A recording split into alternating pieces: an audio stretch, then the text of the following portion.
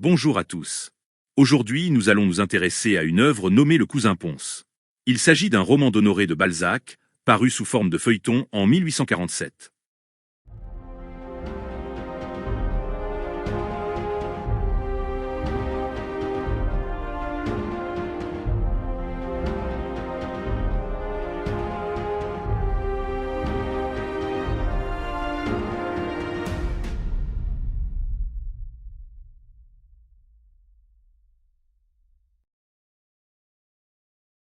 En 1844, un vieillard d'une soixantaine d'années se promène l'air satisfait dans Paris. Cet homme porte un Spencer qui était en vogue au moment de l'Empire, mais qui est démodé depuis. Il s'agit de Sylvain Pons, un compositeur de musique. Il est actuellement chef d'orchestre dans un théâtre des boulevards et professeur dans quelques pensionnats. Ses revenus consistent en des appointements et des cachets. Il doit son état à la réussite d'un concours, ce qui ne va pas nécessairement de pair avec la vocation. Il a été autrefois envoyé à Rome pour devenir un grand musicien. Pons a une passion, le bric-à-brac. Cette passion, ainsi que les voyages qu'il a fait en Italie, ont eu raison des héritages de son père et de sa mère. Pons était autrefois un musicien réputé, mais il est maintenant tombé en désuétude. Pons dépense environ 2000 francs par an pour ses collections. Il a l'habitude de payer peu cher des choses qui en valent bien plus. Pons a un péché qui est la gourmandise. Sous l'Empire, il recevait beaucoup d'invitations. Durant cette période, Pons a pris l'habitude de bien dîner. Avec le temps, Pons est passé de l'état d'invité à celui de pique-assiette. Il n'a jamais pu se résoudre à remplacer les plats délicats par des mets grossiers. Pour continuer de bien vivre, Pons est capable des plus grandes lâchetés. Contre le fait de manger gratuitement à table, Pons se rend nécessaire dans toutes les maisons où il va. Rejeté par les autres, Pons s'est retiré en lui-même, ce que certains ont pris pour de l'égoïsme. Pons est célibataire, car il est trop laid pour attirer les femmes. La solitude a contribué au fait qu'il se soit précipité dans la gourmandise et dans le bric-à-brac. En 1835, Pons a rencontré celui qui allait devenir son ami, Schmucke, qui est un musicien allemand. Grâce à Schmucke, la vie de Pons est devenue supportable. Quand Pons confie à Schmucke toutes les souffrances dont il s'accommode pour avoir un bon dîner, Schmucke lui conseille de manger plus chichement, mais cela est impossible pour Pons.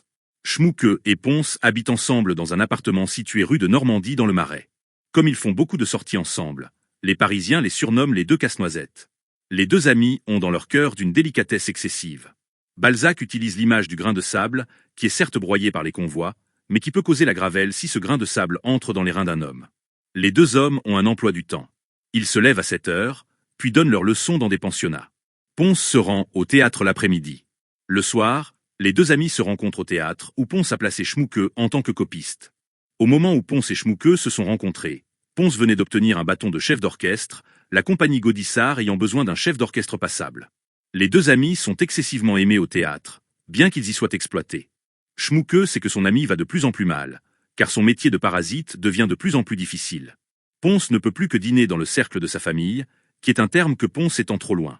Pons s'introduit chez le comte Popinot, chez M. Cardot, chez le vieux M. Camusot et chez M. Camusot de Marville. L'objet des plus grands soins de Pons est la maison du président Camusot de Marville où, paradoxalement, il est mal reçu. Pons se rend à la demeure du président. Dans cette maison, son plus grand ennemi est Madeleine Vivet, une femme de chambre qui a voulu épouser Pons afin de devenir la cousine de ses maîtres, mais qui a été repoussée par Pons. Madame Camusot autorise Pons à entrer, bien qu'elle et sa fille Cécile avaient prévu de dîner ailleurs. Pons apporte à Madame Camusot une boîte qui contient un éventail qu'elle lui avait demandé. Pons explique à sa soi-disant cousine par quel procédé il a réussi à avoir l'éventail chez un brocanteur à un prix bien plus bas que le prix d'art. Il parle ensuite de Watteau qui a peint cet éventail, peintre que Madame Camusot ne connaît pas. Contre le présent, Madame Camusot envoie sa fille auprès de Madeleine afin que le dîner soit digne de son cousin. Lorsque Madame Camusot et Pons sont seuls, Madame Camusot se plaint de la difficulté à marier sa fille qui a maintenant 23 ans et 100 000 francs de dot. Cécile devait se marier avec le fils d'un conseiller à la cour, mais celui-ci est parti en Italie suivre une duchesse. Madeleine remet un billet à Madame Camusot dans lequel Cécile préconise à sa mère de faire croire que M. Camusot les envoie chez un ami pour renouer le mariage, dans le simple but de se débarrasser de Pons. Madame Camusot dit à Pons qu'elle et sa fille doivent partir, mais que Pons peut rester ici pour dîner. Pons préfère s'en aller. En sortant, il se rend compte que Cécile, sa mère et les domestiques l'ont mystifié. Pons revient tristement chez lui. Dans l'ancien hôtel, habité par Pons, situé rue de Normandie, vivent deux concierges appelés Monsieur et Madame Cibot. En plus d'être concierge, Monsieur Cibot est également tailleur. Madame Cibot est une ancienne écaillère qui a travaillé autrefois au Cadran Bleu, qui a fait d'elle une bonne cuisinière. Le couple Cibot ne possède pas de rente. Lorsque les concierges apprennent qu'une servante a été couchée sur un testament par ses maîtres, ils ressentent de la jalousie. En 1836, les deux amis ont loué un appartement dans l'ancien hôtel. Car Pons et Schmucke considèrent Madame Cibot à sa juste valeur et qui la paie pour les nombreux services qu'elle leur rend, Madame Cibot s'applique à protéger les deux amis qui deviennent des êtres inviolables, des anges, des chérubins, des dieux. Madame Cibot est étonnée de voir Pons rentrer si tôt à la maison. Voulant savoir ce qu'il se passe, Madame Cibot monte le dîner qu'elle a préparé pour Schmucke. Ce dernier ayant appris que Pons allait dîner avec lui, envoie Madame Cibot chercher de la nourriture et de la boisson au cadran bleu. Pons raconte ses malheurs à son ami et Schmucke le console. En signe d'amitié, Schmucke propose même de faire du bric-à-brac avec lui, bien que Schmucke ne comprenne pas la passion de son ami. Madame Cibot amène le dîner et les deux amis dînent ensemble. Madame Cibot propose à Pons de lui fournir le dîner tous les soirs, chose que Pons accepte. Ceci rend heureuse Madame Cibot, car les dépenses des deux amis permettent au couple de placer de l'argent de côté. Madame Cibot pense que les deux amis, n'ayant pas d'héritier, vont lui léguer quelque chose. Pendant 3 mois, Pons dîne avec Schmucke, mais au fond de lui-même les repas qu'il prenait dans les maisons lui manquent. À cause de cela, Pons devient maladif. Le flûtiste Wilhelm Schwab et une danseuse nommée Héloïse parlent du déclin de Pons à Schmucke, qui pense que cela provient de l'âge. Nous apprenons que Wilhelm Schwab va se marier. Wilhelm montre à Schmucke dans la salle un homme nommé Fritz Brunner. Celui-ci a grandi entre un père aubergiste et une belle-mère tyrannique. Avant de mourir, Madame Brunner a séché la fortune de Brunner le père. Après que Fritz ait dilapidé sa richesse, son père lui a refusé toute aide. Fritz a été expulsé de Francfort. Il s'est rendu à Strasbourg où il a rencontré Wilhelm, qui, fort d'un héritage, a bien voulu l'aider. L'héritage a été mangé par les deux amis. Ils se sont rendus à Paris et ont logé dans un hôtel appartenant à Graff. Fritz est devenu commis dans une banque appartenant aux frères Keller. Wilhelm a travaillé en tant que teneur de livres chez le tailleur nommé Graff. Wilhelm est ensuite entré comme flûtiste dans l'orchestre dirigé par Pons. Le père Brunner est décédé et a laissé 4 millions à son fils. Wilhelm joue pour la dernière fois de la flûte dans l'orchestre. Il va épouser la fille de Monsieur Graff, le propriétaire de l'hôtel. Cette fille sera riche et Wilhelm a reçu de son ami 500 000 francs, soit 5 fois la somme de l'héritage qu'il a perdu. Wilhelm invite Pons à son mariage. Schmucke a conscience du mal qui ronge Pons.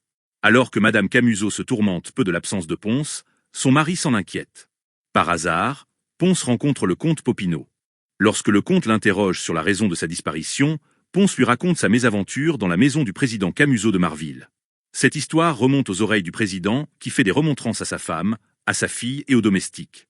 Si les domestiques n'obtiennent pas le pardon de Pons, ils seront chassés de la maison. Le lendemain, le président se rend chez Pons. Il veut la paix et souhaite que Pons vienne dîner chez lui. Le rendez-vous est fixé à samedi. Après le départ du président, les domestiques se présentent chez Pons. Ils obtiennent le pardon de l'être qu'ils ont offensé. La réhabilitation de Pons cause la tristesse de Schmucke, qui dînera désormais sans son ami et qui attrape la jaunisse. Alors que Pons et Schmucke se promènent, Schmucke lui raconte l'histoire de Fritz Brunner. Pons souhaite marier Fritz Brunner avec Cécile de Marville. Lors du mariage de Wilhelm, Pons demande au notaire Berthier la cause du non-mariage de Cécile. Celui-ci répond que la dot est insuffisante. Lors de cette soirée, Pons et Schmucke font un dîner fastueux. Pons parle à Wilhelm d'un mariage possible entre Fritz et Cécile. Wilhelm en parle à Fritz qui semble être d'accord. Le lendemain, Pons se rend chez le président Camusot de Marville en pensant que, grâce au futur mariage qu'il a arrangé, la famille devra des obligations à leur pique-assiette. Cécile et la présidente le reçoivent effectivement bien, mais ce n'est qu'un masque. La mère et la fille sont heureuses d'un si riche mariage. Pons arrange une rencontre qui aura lieu chez lui, Fritz voulant voir la collection de Pons. La présidente multiplie les attentions d'amitié envers Pons qui pense seulement au dîner qui l'attendent dans les maisons Brunner, Schwab et Graff. Le président songe à donner une rente à Pons contre l'affaire qu'il leur a fait faire. Le lendemain, le président se rend chez le notaire Berthier, chez qui il rencontre Wilhelm Schwab. Le président souhaite que sa fille se marie sous le régime dotal, ce que Wilhelm Schwab accepte. Ils se mettent d'accord sur différentes opérations financières. Le jour de la rencontre, Cécile et sa mère sont les premières présentes dans l'appartement de Pons. Elles ne se rendent pas compte de ce que représente la collection de Pons. Fritz vient peu après. Lui seul connaît la valeur de la collection qu'il estime à 800 000 francs. Fritz et Cécile s'entendent bien. Fritz demande à la présidente une autre rencontre chez elle. Elle accepte qu'il vienne avec le cousin Pons. Après le départ de la présidente et de sa fille, Fritz propose un prix à Pons pour sa collection, mais Pons ne veut pas s'en séparer. Madame Camusot prend plaisir à répandre le bruit du prochain mariage de sa fille. Lors du dîner auquel doit se joindre Fritz et Pons, La présidente a invité des personnes pour faire bonne impression telles que le ministre de la Justice, son premier président ou encore le procureur général. Lorsque Cécile propose à Ponce une rente viagère de 1200 francs, Ponce refuse. Il dit que sa collection ou son prix appartiendra toujours à la famille Camusot, car Ponce veut faire de Cécile son héritière. Les invités apprennent la somme que représente la collection. Alors que tout le monde attend que Fritz demande la main de Cécile, il ne le fait pas. Après avoir parlé avec Fritz, le vieux Camusot apprend que Fritz ne veut pas épouser Cécile, car elle est fille unique, ce qui laisse présager le pire au niveau de son caractère. Fritz se retire. Cécile s'évanouit. La présidente accuse Ponce d'avoir commandité le coup pour se venger. Elle ne veut plus de lui dans la maison. Ponce sort, se rend au théâtre et dirige machinalement l'orchestre. Le lendemain, la présidente se rend chez la comtesse Popinot. Elle offre la main de sa fille contre 100 000 francs de dot, la terre de Marville et l'hôtel de la rue de Hanovre. Le comte Popinot et sa femme acceptent l'offre. Partout où elle va, la présidente présente Ponce comme étant celui qui a cherché à se venger en présentant Fritz afin de livrer sa famille au ridicule. Ponce en devient malade et garde le lit un mois. Quand il se promène avec Schmucke, Ponce rencontre tour à tour le comte Popinot, M. Cardot et Félicie Berthier qui affichent du mépris à cause de la mauvaise réputation que lui a fait la présidente et ne veulent plus avoir de relation avec lui. Ponce redevient malade. Madame Cibot fait venir le docteur Poulain qui est le médecin du quartier. Le docteur Poulain diagnostique une jaunisse, même s'il sait que le cas de Ponce est plus grave que ça. Ponce a une faiblesse morale. Pour qu'il s'en tire, il faudrait l'emmener voyager. Alors que Madame Cibot et le docteur sont en train de parler ensemble, Rémonanque intervient et dit que Ponce n'est pas pauvre, mais riche grâce à sa collection. Le docteur recommande à Madame Cibot de bien soigner Ponce, lui-même viendra 2 fois par jour voir le malade. La richesse de Ponce dévoilée éveille la méchanceté du docteur Poulain, de Madame Cibot et de Rémonanque qui ont de mauvais projets envers la collection de Ponce. Madame Cibot remonte à l'appartement des 2 amis et est pleine de gentillesse envers Ponce. Elle dit qu'elle prendra soin de Ponce et qu'elle le veillera même la nuit. Elle suggère que c'est Dieu qui le punit pour une faute que Ponce aurait commis dans la jeunesse, comme le fait d'avoir abandonné un enfant.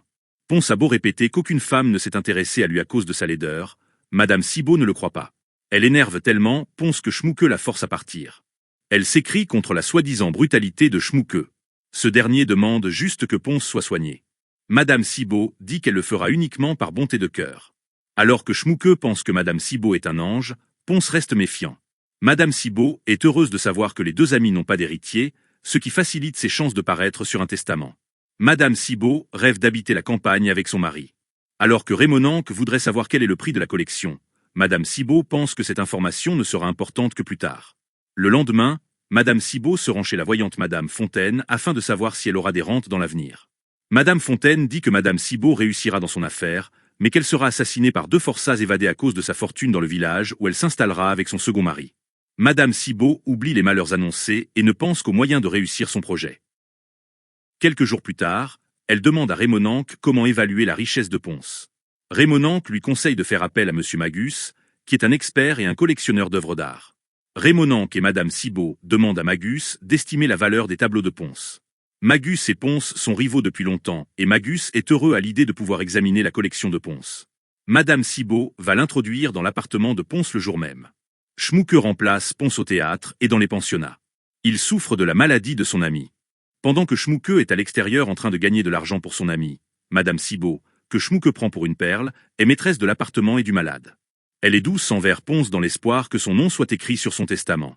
Elle fait preuve de fausse sympathie envers Ponce et lui inculque la méfiance des gardes qui pourraient le voler. Avec ses longs discours implorants et en ne laissant pas Ponce parler, elle cherche à le manipuler. Ponce lui dit qu'il a l'intention de léguer sa fortune à Cécile qu'il appelle sa petite cousine. Tandis que Ponce est avec le médecin, Madame Cibot fait entrer Magus et Rémonanque dans l'appartement. Magus s'intéresse tout particulièrement à 4 tableaux. Si Madame Cibot parvient à les lui vendre pour 40 000 francs, elle recevra 4 fois 2 000 francs. Rémonanque prendra 10 tableaux au hasard. Ponce se rend compte qu'il y a plusieurs personnes dans son appartement, mais Madame Cibot lui fait croire qu'il n'y a que Rémonanque qui est venu pour prendre de ses nouvelles. Madame Cibot demande à Magus 4 000 francs par tableau contre son aide. Madame Cibot dit que les 2 amis lui doivent 3 000 francs et qu'elle aimerait s'adresser à un avocat. Ponce tombe sur le sol évanoui, ce qui met fin à la conversation entre Madame Cibot, Magus et Rémonanque. Elle reproche à Ponce d'avoir voulu les pieds et elle se plaint à Schmucke de s'être blessée lorsqu'elle a transporté Ponce jusqu'à son lit, ce qui n'est pas vrai. Madame Cibot parvient à avoir de Schmucke une reconnaissance de dette de 2 000 francs. Madame Cibot se rend chez le docteur Poulain. Elle souhaite que le docteur parle d'elle à Ponce afin que Ponce lui lègue 1 000 francs de viager. Poulain refuse de se mêler de dispositions testamentaires, mais dit que si Pons souhaite faire son testament, il ne l'en détournera pas. En lui offrant de l'argent contre le soin de sa fausse maladie, Madame Cibot fait du docteur Poulain son complice. Le docteur conseille à Madame Cibot de faire appel à l'avocat Fraisier. Le lendemain, Madame Cibot va voir Monsieur Fraisier. Madame Cibot lui expose son affaire. Il lui indique que Monsieur le président de Marville est l'héritier de Pons et que ce président est doublement dangereux, car il peut mener Madame Cibot à l'échafaud et car il est en relation avec le comte Popinot qui est un homme influent et car il a pour épouse une femme dangereuse. Il lui fait comprendre à quel danger elle se soumet si elle tente d'écorner la succession. Il parvient à faire peur à Madame Cibot. Toutefois Madame Cibot pourra obtenir 30 000 francs si elle laisse faire Fraisier. En réalité, Fraisier et Poulain, qui se sont entendus, comptent tirer parti de la richesse de Pons. Tandis que Poulain rêve de devenir médecin en chef d'hôpital, Fraisier rêve d'être juge de paix de l'arrondissement. Fraisier accepte de s'occuper de l'affaire, Madame Cibot n'aura à s'occuper que de sa conscience. Madame Cibot revient à l'appartement des deux amis. Schmucke s'inquiète pour Pons, car celui-ci lui a dit qu'il lui léguait sa fortune à condition de ne rien vendre. Madame Cibot lui dit qu'elle s'est procuré de l'argent pour les deux amis en mettant au mont de piété ses couverts d'argent. Madame Cibot conseille à Schmucke de ne plus travailler et de veiller son ami la nuit, tandis qu'elle s'occupera de Pons la journée. Schmucke est d'accord avec cela. Madame Cibot se rend au théâtre pour informer que Schmucke ne viendra plus travailler et que Pons est au bout de sa vie. Gaudissart fait de Garangeot le nouveau chef d'orchestre. Gaudissart remet à Madame Cibot un billet de 1000 francs. Madame Cibot a coupé tout accès à des recettes aux deux amis. Raymond Nank, en plus de profiter de la collection de Pons, souhaite avoir Madame Cibot pour épouse. Il rêve d'avoir un magasin et d'y placer Madame Cibot comme commerçante. Raymond Nank souhaite se débarrasser de Monsieur Cibot. Madame Cibot demande à Raymond Nank et à Magus de la discrétion quant à cette affaire de tableau. Elle souhaite faire en sorte que Schmucke écrive des quittances en règle afin que Raymond Nank et Magus puissent récupérer en règle les tableaux. Elle fixe l'action à après-demain. Il faut que Monsieur Fraisier n'intervienne qu'après la vente. Madame Cibot se rend chez Monsieur Fraisier. Elle lui donne rendez-vous après-demain avec Magus dans l'appartement de Pons. Fraisier rencontre Madame la Présidente. Il lui promet d'apporter l'héritage de Pons presque intact à son mari contre une place de juge de paix à Paris pour lui et de médecin en chef d'un hôpital pour Poulain. La Présidente donne son accord pour le pacte. Il la met en garde contre Madame Cibot, qui serait capable de pousser Pons dans la fosse après avoir obtenu de lui un testament en sa faveur. Afin d'aggraver la maladie de Pons, Madame Cibot fait exprès de provoquer une brouille en racontant sa visite au théâtre. Elle lui dit que c'est Schmucke qui l'a envoyé. Pons prend très mal le fait que Garangeot l'ait remplacé. Il pense qu'il n'est que convalescent et qu'il va bientôt guérir. Elle lui apprend que Schmucke ne travaille plus afin de pouvoir le garder la nuit. Lorsque Schmucke apparaît, il confirme à son ami que c'est bien lui qui a envoyé Madame Cibot au théâtre. Lorsque Pons remarque le mal que Madame Cibot lui fait, Madame Cibot lui dit de prendre une garde. Schmucke pense que c'est la maladie qui rend Pons si intolérant. Madame Cibot dit à Schmucke que les deux amis lui doivent 3192 francs. Elle fait passer le billet de Gaudissart pour de l'argent emprunté. Elle fait croire que c'est Monsieur Cibot, qui est actuellement malade, qui réclame cet argent pour demain. Pour pouvoir la rembourser, Madame Cibot conseille à Schmucke de vendre quelques tableaux de Pons. Madame Cibot va chercher un huissier pour forcer Schmucke à payer la somme demandée. Schmucke ne résiste pas et donne l'ordre de vendre les tableaux. Le lendemain, Magus et Raymond Nank viennent chercher les tableaux qui les intéressent contre la somme de 5 000 francs. Grâce à son escroquerie, Madame Cibot touche la somme de 68 000 francs. Suite à l'opération, Monsieur Fraisier se rend à l'appartement de Pons pour évaluer le prix de la collection. Profitant du sommeil de Pons endormi par une potion calmante, Madame Cibot, Fraisier, Raymond Nank et Magus entrent dans l'appartement de Pons. Contre toute attente, Pons se réveille et se rend compte qu'on cherche à le voler. Trompé par Fraisier, Pons pense que ce sont ses héritiers qui ont envoyé ces personnes chez lui afin d'évaluer sa richesse. Après le départ des trois hommes, Madame Cibot fait croire à Pons qu'il n'y avait pas d'homme dans sa chambre hormis Raymond Nank qui était venu l'avertir que son mari était mal. Lorsque Pons se déplace dans son salon, il remarque que ses 8 tableaux capitaux ont été remplacés. Il s'évanouit et est retrouvé par Schmucke qui prend soin de lui et parvient à le ressusciter. Lorsque Pons dit qu'on a volé des tableaux, Schmucke lui avoue les avoir vendus. Après avoir lu le papier laissé par l'huissier, Pons comprend toute la trame de Madame Cibot. Il envoie Schmucke dire à Madame Cibot qu'il veut revoir la personne envoyée par son cousin et que si elle ne vient pas, il souhaite léguer sa collection au musée. Madame Cibot répète qu'il n'y avait personne dans la chambre de Pons. Ce dernier compte tendre un piège à Madame Cibot. Pons apprend que son ami a vendu les tableaux pour 5 000 francs, alors qu'ils en valaient 20 fois plus. Il va faire demander, par le biais de Schmucke, un notaire auprès de Madame Cibot. La concierge ne veut pas se déplacer, car il faut qu'elle garde son mari malade. Monsieur Trognon est envoyé chercher par Raymond Nank. Fraisier dit au docteur Poulain qu'il va faire en sorte d'épouser la fille de Tabarot et qu'il lui réserve un mariage avec Mademoiselle Vitel. Raymond Nank, qui veut toujours se débarrasser de M. Cibot, l'empoisonne à petit feu en faisant tremper une rondelle dans cuivre fortement oxydé dans sa tisane. M. Cibot a commencé à avoir des effets indésirables, mais le docteur Poulain ne détecte pas le vrai problème. Fraisier se rend chez Madame de Marville. Il lui représente la lettre dans laquelle Élie Magus et Raymond Nank s'engagent à payer la somme de 900 000 francs contre la collection de Pons. La présidente l'invite à venir dîner demain. Fraisier aura la procuration de M. de Marville le jour du décès de Pons. La présidente lui demande son aide, car elle souhaite acquérir des herbages qui sont accolés à la terre de Marville. Cependant, elle craint que l'acheteur augmente son prix s'il sait qui veut acheter ses terres. Fraisier accepte de se faire passer pour l'acquéreur et va faire baisser le prix. Après avoir appris que le notaire Trognon a été cherché, Pons a l'idée d'un plan. Il demande à Schmucke d'aller chercher la danseuse Héloïse et de la lui ramener. Il devra ensuite faire venir Wilhelm et Fritz pour demain matin. Pons veut faire de Schmucke son héritier et souhaite qu'il y ait des témoins lors de la dictée de son testament. Il compte faire un premier testament qui sera invalidé par un deuxième testament, fait dès le lendemain. Monsieur Trognon arrive. Pons dit tout vouloir léguer à Schmucke. Il se fait dicter un testament holographe qu'il fait semblant de cacher ensuite. Pons sait que Madame Cibot a entendu ses paroles et a vu ses gestes. Monsieur Trognon refuse de dire le contenu du testament à Madame Cibot. Cette dernière a l'intention de savoir cette nuit ce qui est inscrit sur le testament. Héloïse vient chez Pons. Pons la charge d'aller lui chercher un notaire qui sera capable de défendre les intérêts de Schmucke. Héloïse lui parle du notaire Léopold Hannequin. Fraisier et Madame Cibot se mettent d'accord pour lire le testament de Pons, dès que Madame Cibot prendra la relève dans la garde du malade. Pons dit à son ami qu'il pense mourir demain soir. Il souhaite que l'abbé Duplanty lui donne les sacrements demain midi. Pons lui dit de surveiller Madame Cibot sans se faire voir quand elle prendra la relève. Lorsque Madame Cibot arrive dans l'appartement de Pons, Schmucke fait semblant de se retirer en se faisant passer pour fatigué. Fraisier s'introduit dans l'appartement peu après. Il lit le testament. Pons lègue ses tableaux au roi afin qu'il fasse partie du musée du Louvre et donne à Schmucke une rente viagère. Sans se faire voir de Madame Cibot, Fraisier subtilise le testament et recachette la lettre. Fraisier s'en va de l'appartement. Tandis que Madame Cibot s'apprêtait à brûler ce qu'elle croit être le testament, Pons et Schmucke lui font comprendre qu'ils ont assisté à la scène.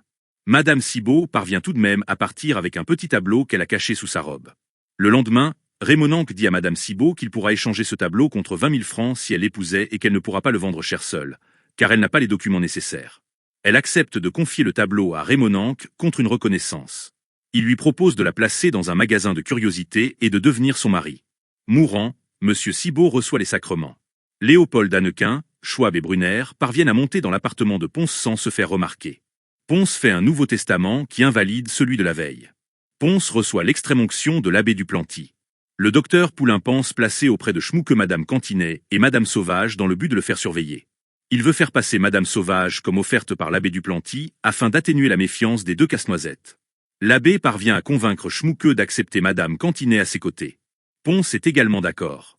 Lorsque Madame Cantinet et Madame Sauvage se rendent dans l'appartement de Pons, celui-ci est déjà mort.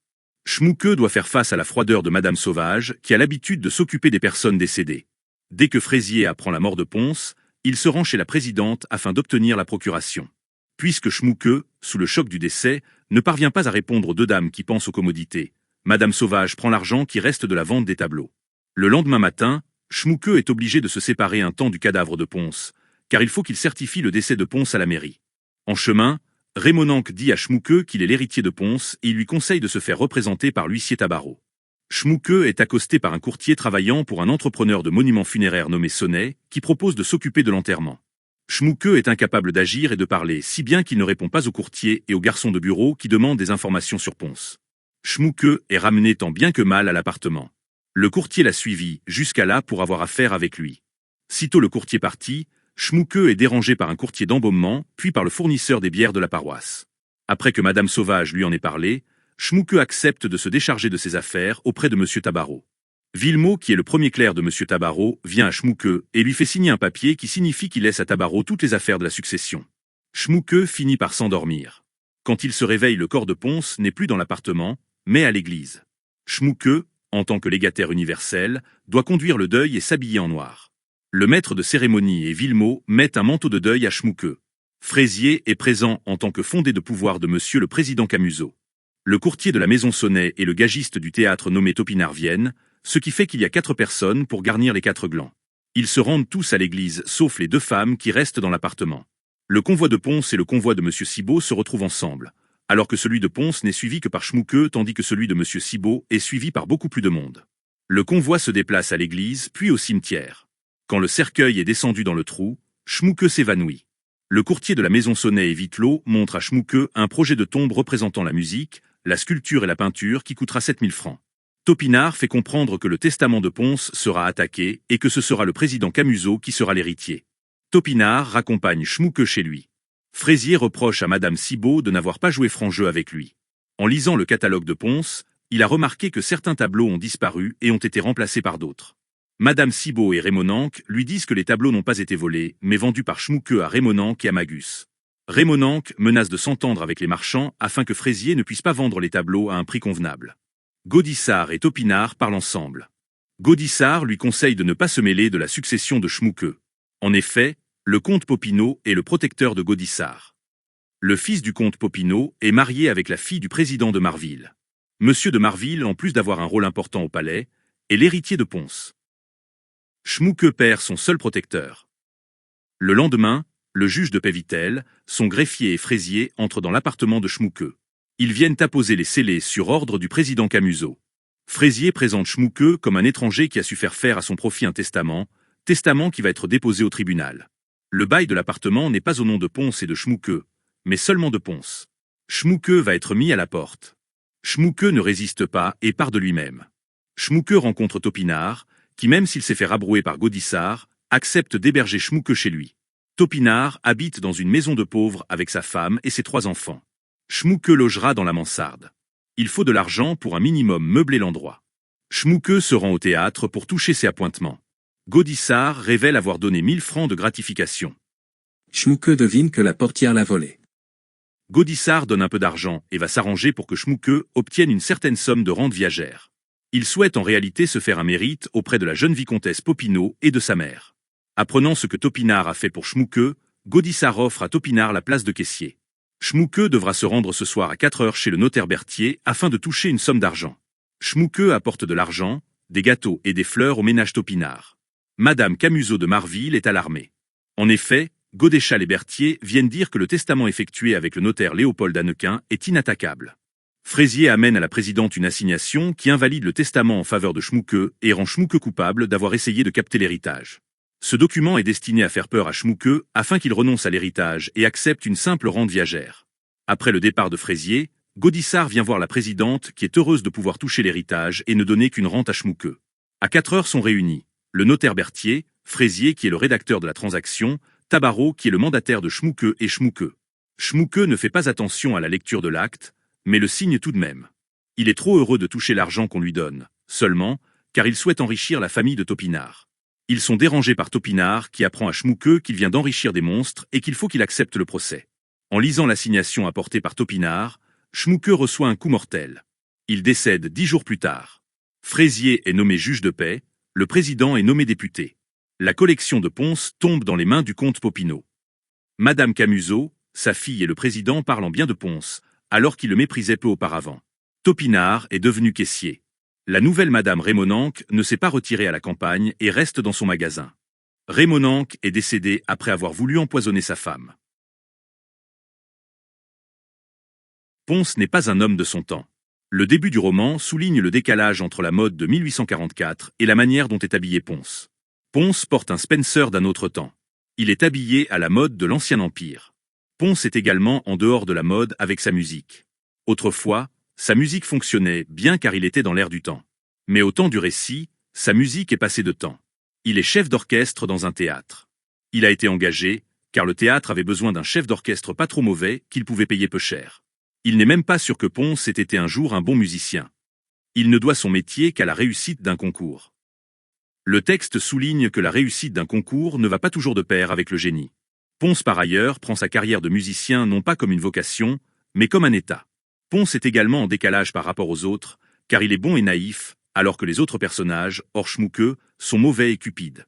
Il est dit plusieurs fois dans le texte que Pons et Schmucke sont comme des enfants. Ils sont incapables de faire le mal, mais plus grave encore, ils sont incapables d'imaginer que les autres peuvent leur vouloir du mal. Les 2 hommes vivent longtemps auprès de la concierge Madame Cibot, sans en voir le vrai visage. Au fur et à mesure, Madame Cibot devient indispensable aux 2 hommes. Elle s'occupe déjà des repas de Schmucke, puis de Pons. Elle s'occupe également de différentes tâches que lui confient les deux hommes. Peu à peu, Madame Cibot exerce son emprise sur les deux amis. Son pouvoir augmente lorsque Pons devient malade. L'emprise devient totale lorsqu'elle fait en sorte que Pons et Schmucke perdent leur poste puisqu'ils n'ont plus aucun moyen de recevoir de l'argent afin de payer Madame Cibot, qui fera d'ailleurs en sorte de grossir volontairement la dette. Elle ira même jusqu'à ajouter à la dette le billet de 1000 francs donné par Gaudissart pour Pons. Madame Cibot n'a qu'une seule obsession, que Pons la couche sur un testament afin de recevoir une rente. Schmucke et Pons sont longtemps dans l'erreur en pensant que Madame Cibot est leur bienfaitrice. Pons sera le premier à se réveiller. Alors qu'il est malade et dans son lit, Pons se rend compte que Madame Cibot introduit des personnes dans son appartement afin de subtiliser ses objets d'art. Schmucke se réveillera plus tard. Il se rendra compte du véritable visage de Madame Cibot qu'après que Pons lui ait fait assister à la scène lors de laquelle Madame Cibot et Fraisier se sont introduits dans l'appartement afin de savoir ce que contenait le testament. Pons et Schmucke, en plus d'être désarmés face à la méchanceté, doivent faire face à une pluralité d'ennemis. Sont contre eux la présidente Camusot de Marville et sa fille Cécile, Madame Cibot, le docteur Poulain, Raymond Nank, Élie Magus, l'avocat Fraisier et le notaire Berthier. L'ennemi ne se situe pas seulement dans les classes populaires, mais existe aussi dans les classes élevées. Tous ont des rêves d'élévation qu'ils veulent concrétiser. Tous chercheront à se partager le gâteau de la collection ou de la succession de Pons. Les adversaires des deux amis seront récompensés de leurs méfaits, alors que Pons et Schmucke tomberont malades et mourront de la cruauté du monde. Pons et Schmucke sont d'autant plus seuls qu'ils sont célibataires, apparemment à cause de leur laideur, et qu'ils n'ont pas d'enfants. Schmucke est encore plus déphasé par rapport à Pons en raison de son origine allemande, qui fait qu'il ne connaît pas les lois françaises. Les deux casse-noisettes se trouvent, malheureusement pour eux, à une époque où la vertu n'est plus récompensée, mais où la malhonnêteté est à foison et est primée. La France n'est plus sous Napoléon, mais sous Louis-Philippe. La noblesse n'a plus de poids, et c'est l'avènement de la bourgeoisie. Au final, ce sont les antagonistes qui imposeront leur vérité comme cela se montre lors du dernier dialogue de la présidente Camusot, qui reprendra la formule du cousin Pons. Il est temps que ce qui a servi au vice soit aux mains de la vertu. La vertu ne se proclame pas. Pons et Schmucke sont vertueux, mais ils ne le disent jamais et personne n'est là pour le faire remarquer. Face à tant d'ennemis, les deux amis n'avaient aucune chance. Seul Topinard agira pour le bien de Schmucke. Il hébergera Schmucke quand celui-ci n'aura nulle part où aller. Il fera prendre conscience à Schmucke qu'il s'est fait rouler après que des ennemis aient réussi à le faire renoncer à l'héritage. Topinard est un honnête homme. En cela, il ressemble aux deux casse-noisettes. Contrairement à Pons et à Schmucke, il se rend compte des pièges dans lesquels on cherche à faire tomber les deux amis. Cependant, Topinard n'est pas une personne influente et ne peut pas agir, écrasé par d'autres personnes ayant bien plus de pouvoir que lui. Pons est différent des autres personnages, car il est sensible à l'art. Son ami Schmucke ne comprend pas l'attrait de son ami pour la collection d'œuvres d'art. Il ne la comprendra d'ailleurs jamais et utilisera le mot « bric-à-brac », qui signifie bien que Schmucke n'a pas conscience de la portée de la collection de son ami. Sans connaître la véritable valeur des tableaux, il les vend à un prix dérisoire à Magus et Raymond Nank. À la fin du roman, Schmucke est attaché aux pièces d'art de Pons, non pas pour leur valeur, mais parce qu'ils représentent une partie de son ami. Dans un premier temps, Madame Cibot ne croit pas Raymond Nank lorsqu'il dit que la collection de Pons a de la valeur. Elle ne le croira que plus tard. Madame Cibot est trop grossière pour s'intéresser à l'art. Tout ce qu'elle voit, c'est l'argent qu'elle peut en tirer grâce à ses entourloupes. Elle touchera une somme d'argent conséquente après avoir aidé Magus et Raymond Nank à acheter à un prix dérisoire quelques tableaux de la collection. Elle volera également un petit tableau en le cachant dans sa robe. La présidente Camusot de Marville et sa fille, Cécile, sont également insensibles à l'art. Lorsque Pons lui donne l'éventail peint par Watteau, la présidente ne connaît pas Watteau. L'objet n'aura de la valeur pour la présidente que lorsqu'il sera considéré par les autres et lorsqu'on lui attribuera une valeur. Cécile qualifiera les objets de la collection de Pons par les termes « ces petites bêtises-là ». Son père la reprendra sur ces mots en lui faisant comprendre l'importance cruciale de ce que sa fille appelle ces petites bêtises-là. La présidente et sa fille pensaient Pons pauvre et le reléguaient au rang de pique-assiette, alors qu'il possédait en réalité une fortune. Même si l'époque est propice pour certains à l'accumulation de richesses et d'élévation de position, elle ne pourra pas inculquer le bon goût et la sensibilité aux personnes qui en sont dépourvues. Le président de Marville comprend la valeur de la collection de Pons. C'est également le cas d'Élie Magus, qui comme Pons, est un collectionneur d'œuvres d'art. Il est en réalité le rival de Pons. Dans la collection de tableaux de Pons, il sait reconnaître les tableaux qui ont le plus de valeur. Il les vole quasiment à Pons en ne donnant qu'une somme dérisoire à Schmucke contre des tableaux de grande valeur.